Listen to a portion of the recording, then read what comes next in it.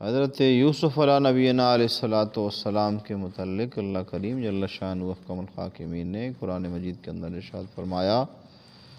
کہ جناب یوسف علیہ السلام نے جن کے متعلق اپنی زبان مبارک سے جو لفظ نکالے، اللہ تعالیٰ نے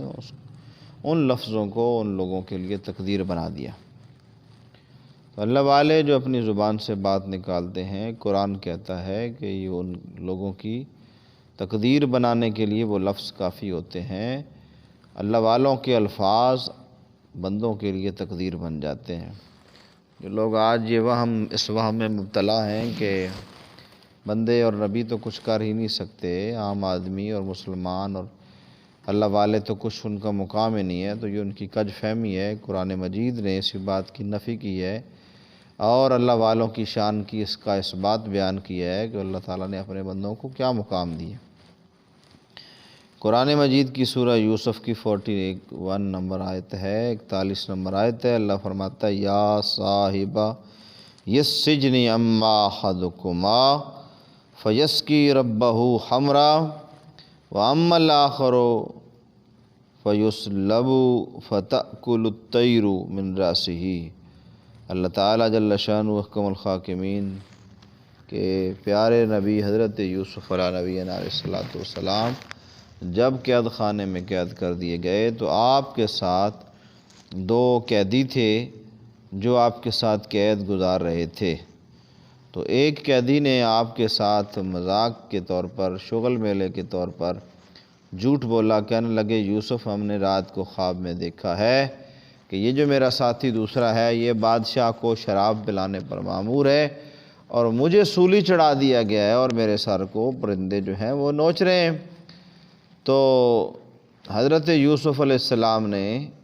ارشاد فرمایا کہ ہاں یہ خواب تم نے سچ دیکھا ہے، تم ہی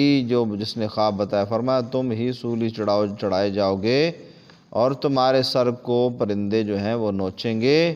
اور جس کے متعلق تم نے دیکھا ہے کہ وہ بادشاہ کو شراب پلائے گا تو واقعی شراب پر مامور رہے گا، یہ اس کی ڈیوٹی ہے۔ جب جناب یوسف علیہ السلام جب فرما چکے تو وہ کہنے لگا میں نے تو مذاق کیا تھا، میں نے تو کوئی خواب دیکھا نہیں ہے۔ تو قرآن مجید برہان رشید نے اس واقعے کو یوں بیان فرمایا کہ جب اس نے کہا کہ میں نے تو مذاق کیا تو میں نے تو ایسا کچھ نہیں دیکھا، تو قرآن کہتا ہے کہ قضی الامر الذی فیہ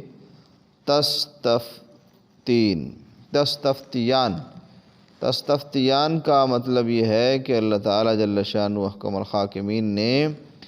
حضرت یوسف علیہ السلام کے اس حکم پر جو انہوں نے ان کے لیے جاری فرمایا، جو ارشاد فرمایا، اس کو اللہ تعالیٰ نے ان کی تقدیر کے لیے پختہ کر دیا اور وہ اب ان کی تقدیر بن چکی تھی۔ تو قضی الامر الذی فیہ تستفتیان کا مطلب یہ ہے کہ اللہ تعالیٰ اپنے بندوں کو جو طاقتیں عطا فرماتا ہے، ان کی زبان سے جو الفاظ جاری فرماتا ہے، وہ الفاظ عام نہیں ہوتے، وہ اللہ کے الفاظ، اللہ کی قدرت کے الفاظ ہوتے ہیں، وہ اللہ کی قدرت کے مظہر ہوتے ہیں۔ جو اللہ والے اپنی زبان سے بات نکال دیں اس کو کائنات کی کوئی طاقت بھی ان لفظوں کے تقدیر کو روک نہیں سکتی۔ گویا اللہ تعالیٰ جل شانہ احکم الحاکمین اپنے بندوں کی زبان میں اتنی تاثیر پیدا فرما دیتے ہیں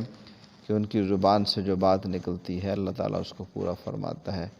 جناب موسیٰ علیہ السلام نے جو ارشاد فرمایا اللہ نے اس کو پورا فرما کے پوری کائنات والوں کے لیے یہ آئینہ بنا دیا کہ میرے بندوں کی بات کو میں کبھی رد نہیں کرتا۔ اور دوسرے مقام پر حدیث قدسی ہے کہ لَأُوتِيَنَّهُ وَإِن سَأَلَهُ لَأُوتِيَنَّهُ، جب وہ سوال کرتے ہیں تو پھر اللہ تعالیٰ ان کے سوال پر ان کی باتوں کو پورا فرما دیتا ہے۔